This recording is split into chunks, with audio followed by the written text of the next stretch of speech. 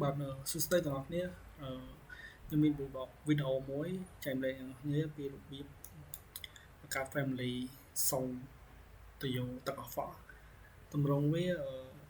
យើងអត់គូដូចរបស់គេទេយើងគ្រាន់តែគូតម្រង់ចេះនេះអ្វីដែលយើងធ្វើគឺធ្វើចេះដោយសារការធ្វើបែបនេះវាចំណាយពេលយូរចឹងណាហើយយើង beginner ថ្មីចឹងខ្ញុំចាប់ដើមធ្វើដំបូងពីតម្រង់នេះសិនចឹងឥឡូវយើងចូលទៅកាន់ការគូនិងបង្កើត family នឹងទាំងអស់គ្នាដំបូងអ្នកនរគ្នាអាចចូល នេះ family របស់គេចឹងណាហើយយើងយកពាក្យ file ហៅពាក្យ new ហៅពាក្យ family ចេញមកយើងហៅពាក្យ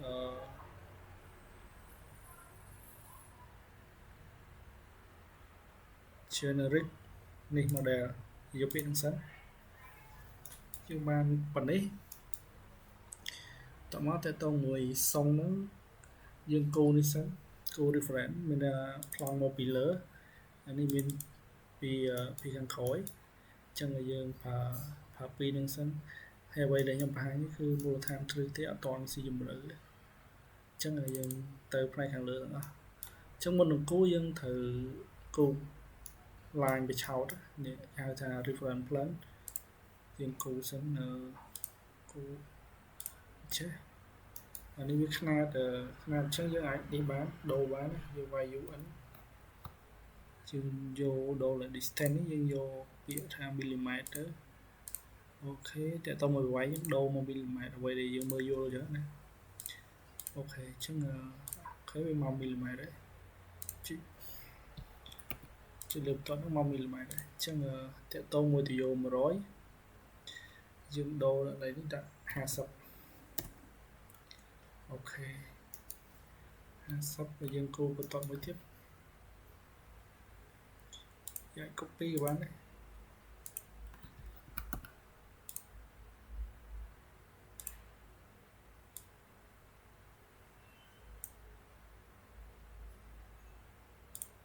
អូខេអញ្ចឹងពីនេះមកនេះ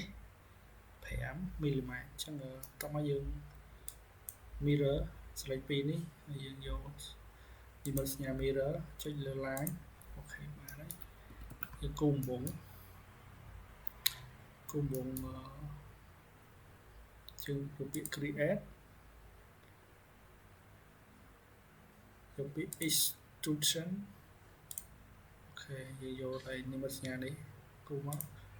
យើងគូខាងក្នុងមួយហើយនិងខាងក្រៅមួយถ้าយើង tick យើងអាច view ជា CD ទម្រង់បែបនេះអញ្ចឹងយើងចុចមកដោយសារយើងអត់តន់អញ្ចឹងសុំគេយើងត្រូវតម្លាក់សុំគេប្របែង150អញ្ចឹងយើងហៅចុចកណ្ដាលវានេះអញ្ចឹងចែកមកខាងនេះ75យើងគូ reference plan មកអូខេ edit លេខ75 escape វា75ដែរអញ្ចឹងយើងបានហើយយើងចុចលើ object នេះហើយយើងមានសញ្ញានេះយើងទាញមកចំនេះចំខាងក្រោមអានេះមកទីតាំងនេះគេយើងយក dimension របស់នេះថាពីនេះមកនេះ75យើង scale ទៅសួរមកលេខអូខេអញ្ចឹងផ្នែកនេះទៅផ្នែកនេះ50នេះមកខាងក្រៅ110អញ្ចឹងយើងបានហើយយើងមើល CD អូខេ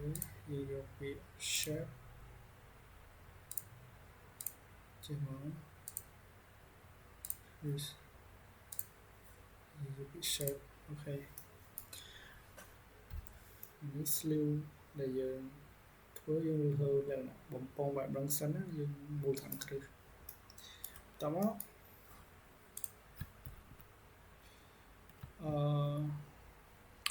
បោះគេតទៅមួយ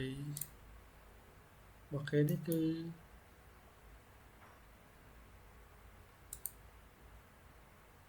ok fitting នឹងស្ថិតនៅក្នុង family fitting pipe fitting អញ្ចឹងរបស់យើងអត់តន់ចូលក្នុងហ្នឹងនេះវានៅ generic model វានឹងអញ្ចឹងយើងទៅទាញវាឲ្យចូល pipe fitting ទាំងអស់គ្នាយើងចូលឡើយនេះយើង copy file pipe fitting ដែរនេះជា OK អញ្ចឹងវាចូលហើយតមក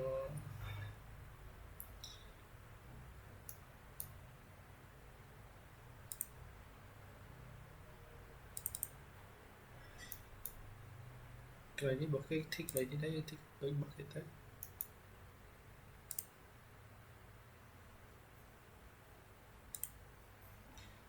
អូខេបន្ទាប់មកយើងត្រូវដាក់ connector សិនយើងចូល create យកពាក្យ create pipe ចុចមួយតមកយើងកំណត់កប់ចាប់វាយើងយក100យើងចុច enter ទៅហើយយើងមួយទៀតយើងយកខាងក្រោមមួយទៀតខំតមកយើង select យើងដាក់100ដែរកន្លែងនេះយើងអាចដូរមក sanitary ខាងលើនេះក៏ដូរមកដូចគ្នាតមកយើងធ្វើឲ្យអស់ហើយយើង view cd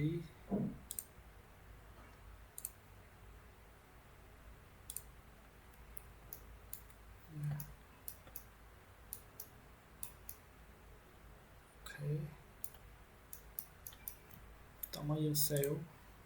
ដើម្បីយើងទៅប្រើប្រាស់តេស្តសាកល្បងនេះខ្ញុំដាក់7រំលាយ7 save as តមកយើងចូលទៅកាន់ project browser របស់យើងនេះខ្ញុំលុបអានេះចោលយើងទៅ insert family ដែលយើងបង្កើតចូលក្នុងនឹងនេះ family 77 pan អញ្ចឹងយើងទៅហៅវានៅឡើយណាយើងចូល system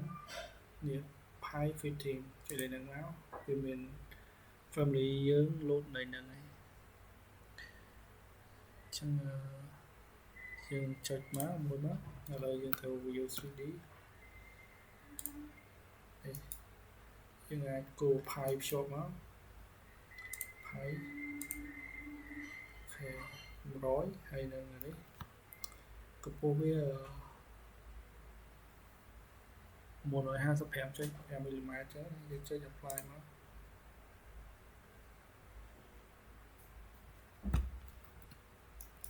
វាបានហើយយើងបង្កើតបានសម្រាប់ហើយនេះ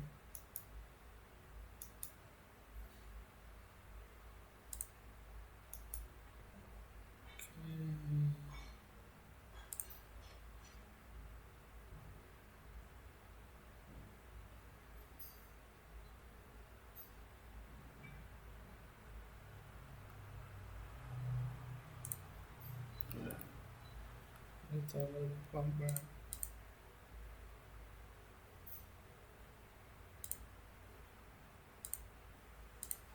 យើងចង់យកប្រើ UCD level 1នេះ CD យើងចង់គូ